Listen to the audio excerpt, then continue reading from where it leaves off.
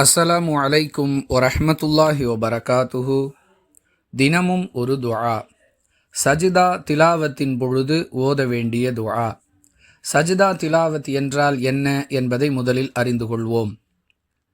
திருக்குர்ஆனை ஓதும் பொழுது குறிப்பிட்ட சில வசனங்களை ஓதிய பிறகு ஒரு முறை சஜிதா செய்ய வேண்டும். அதற்கு சஜிதா திலாவத் என்று பெயர். அந்த சஜிதாவில் ஓத வேண்டிய துஆ. இதை நஸஈ எனும் நூலில் இடம்பெற்றிருக்கக்கூடிய 1117வது ஹதீஸிலிருந்து அறிந்து கொள்கிறோம். சஜ்த வஜ்ஹிய லில்லதி ஹலகஹு வஷக்க சம்அஹு வபஸரஹு பிஹவுலிஹி வகுவதிஹி. மீண்டும் ஒரு முறை பார்ப்போம்.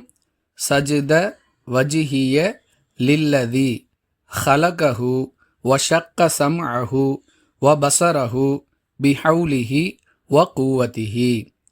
இதையொட்டி மிக முக்கியமான சில விஷயங்களை நாம் அறிந்து கொள்ள வேண்டிய தேவை இருக்கிறது.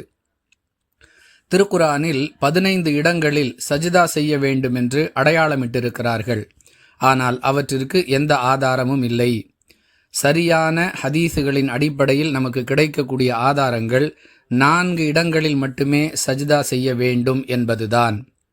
திருக்குர்ஆனுடைய 38வது அத்தியாயத்தின் 24வது வசனம், 53வது அத்தியாயத்தின் 62வது வசனம், 84வது அத்தியாயத்தின் 21வது வசனம் மற்றும் 96வது அத்தியாயத்தின் 19வது வசனம் ஆகியவற்றை ஓதிய பிறகு மட்டுமே சஜிதா செய்ய வேண்டும் என்று ஹதீஸுகளில் ஆதாரங்கள் கிடைக்கின்றன.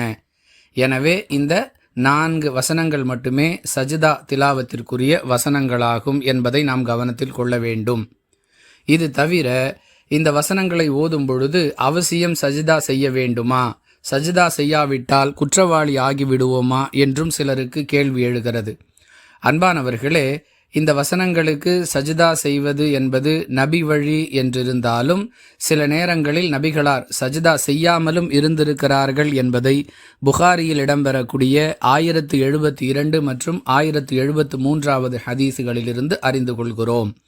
எனவே இவ்வசனங்களை ஓதிய பிறகு சஜிதா செய்யலாம், செய்யாமலும் இருக்கலாம் என்பதற்கு மார்க்கத்தில் நமக்கு தெளிவான ஆதாரங்கள் கிடைக்கின்றன. சஜிதா செய்யக்கூடியவர்கள் அந்த ஒரு சஜிதாவில் இந்த துஆவை ஓத வேண்டும் என்பதை கவனத்தில் கொள்ள வேண்டும்.